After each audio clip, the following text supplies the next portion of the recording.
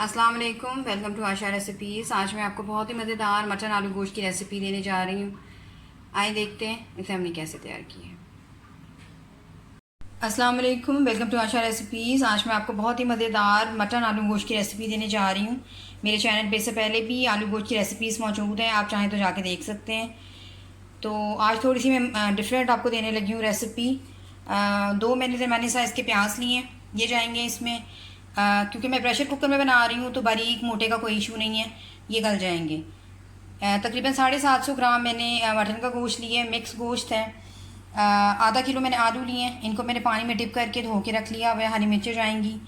इसके अलावा 2 टमाटरों की मैं प्योरी ले रही हूँ, चाहे तो आप काट के भी डाल सकते हैं। दही लिए है मैंने तकरीबन 3 से 4 चम्मच। होल स्पाइसेस में 1 टेबलस्पून मैं ज़ीरा ले रही हूँ। ये बड़ी इलायची के दाने हैं, आप चाहें तो साबुत भी ले सकते हैं। 10-12 काली मिर्चें और सिनेमन स्टिक्स ले रही हूँ 2-3 में। इसके बाकी स्पाइसेस में 1 टीस्पून नमक, 1 टीस्पून गरम मसाला, 1 टीस्पून रेड चिली पाउडर ले रही हूँ। 1 टेबलस्पून मैं इसमें भुना कुटा धनिया, भुना कुटा ज़ीरा ले रही हूँ। और इसके अलावा हाफ़ टीस्पून हल्दी पाउडर ले रही हूँ। तो सबसे पहले प्याज वगैरह फ्राई करते हैं। शुरू करते हैं बिस्मिल्लाहिर्रहमानिर्रहीम से। मैं कुकिंग ऑयल में बना रही हूँ, आप चाहें तो घी में भी बना सकते हैं। 2 बड़े चम्मच खाने पकाने वाले या 1 प्याली कुकिंग ऑयल जाएगा इसमें। सबसे पहले प्याज डाल दें।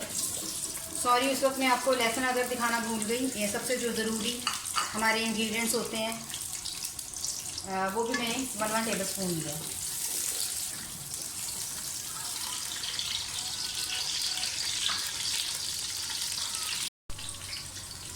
प्याज लाइट ब्राउन हो जाए तो होल स्पाइसेस डाल दें, जिसमें बड़ी इलायची के दाने, काली मिर्चें, सिनेमन स्टिक्स और ज़ीरा।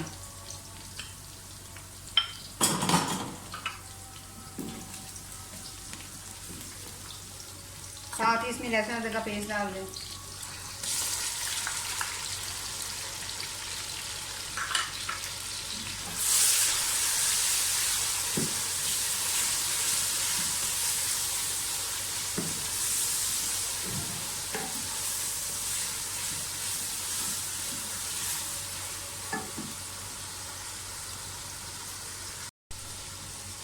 लहसुन अदरक अच्छी तरह से फ्राई हो गया है। साथ ही इसमें मटन डाल दें।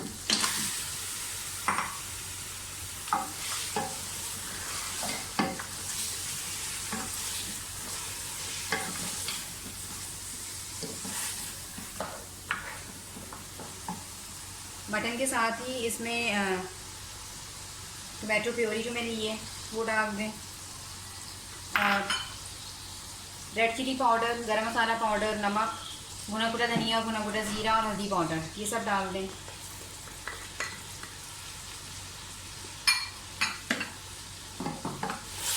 अच्छी तरह से भुनाई कर लें। इस टाइम पे मैं इसमें इस पर लिड दे दूँगी। तकरीबन 10 मिनट 15 मिनट लगेंगे, बहुत अच्छी तरह से हमारा गल जाएगा। उसके बाद फिर मैं इसमें दही वगैरह ऐड करूँगी। तो मैंने लिया 4 टेबल स्पून। थोड़ी सी बुनाई कर लें अच्छी तरह से। तकरीबन आधा गिलास में इसमें पानी डाल रही हूँ और इसको गलने के लिए रखने लगी हूँ। उसके बाद हम इसको देखते हैं। तकरीबन 20 मिनट के बाद गोश्त हमारा अच्छी तरह से गल गया। अब इस टाइम पे बुनाई कर लें। आलू गोश्त की बुनाई जो है वो बहुत ज़्यादा ज़रूरी है। इसका सारा जो जायका होता है वो इसकी बुनाई के ऊपर ही होता है।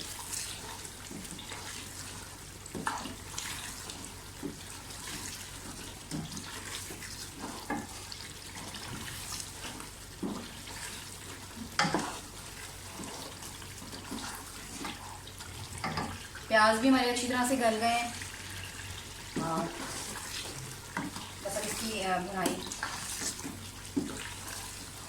अब इस टाइम पे मैं इसमें आलू डाल दूंगी।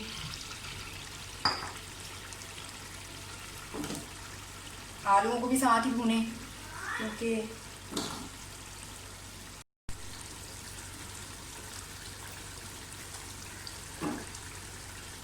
बहुत ही मज़ेदार आलू गोश्त बनता है ये।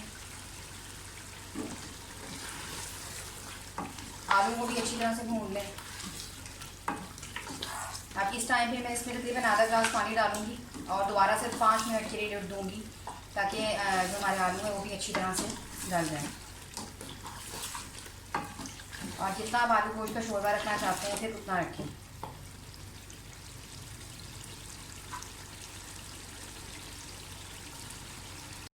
आलू गोश्त हमारा रेडी हो गया। थोड़ा सा धनिया डाल दें और सिर्फ 2 मिनट के लिए मैं इसको और पकाऊंगी। अच्छी तरह से तैयार हो गया हमारा आलू गोश्त, बहुत ही ज़बरदस्त बना है। उम्मीद करती हूँ मेरी आज की ये रेसिपी आपको पसंद आएगी। अगर आपको मेरी रेसिपीज़ पसंद आ रही हैं तो प्लीज़ मेरे चैनल नाशा रेसिपीज़ को सब्सक्राइब कीजिए, लाइक कीजिए, शेयर कीजिए, कमेंट ज़रूर दीजिए ताकि मुझे पता चले आपको मेरी रेसिपीज़ कैसी लग रही हैं। इसे डिश आउट करती हूँ, आपको दिखाती हूँ। अगली रेसिपी तक के लिए अल्लाह हाफ़िज़।